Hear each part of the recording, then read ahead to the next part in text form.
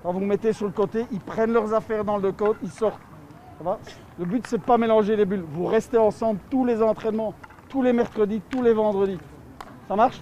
Au Daring Club de Molenbeek, l'ambiance est joyeuse sur le terrain. Les joueurs de plus de 13 ans ne cachent pas leur joie de ressortir leur stick et de retrouver le chemin de l'entraînement. Leur sport leur a manqué. Oui, ça manquait de faire du sport. On sentait que notre corps il était moins physique qu'avant. Et des fois, on pouvait s'entraîner, aller courir, mais c'était pas la même chose qu'avoir un stick et une balle. Du coup, c'était beaucoup mieux de pouvoir... Aujourd'hui, être sur le terrain, c'est vraiment un réel plaisir. Ça fait du bien parce qu'on faisait pas de sport avant et je sens que ça nous a pas fait du bien. Par contre, là,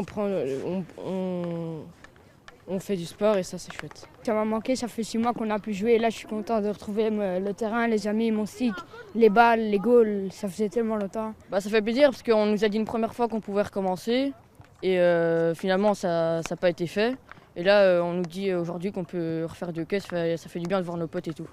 Mais les conditions ne sont pas pareilles que lors d'un entraînement hors période Covid. Ici, c'est la bulle de disque et d'application. Les coachs ont donc dû revoir leur organisation. Nous, ce qu'on a essayé de faire, c'est d'abord de les répartir en fonction des écoles respectives.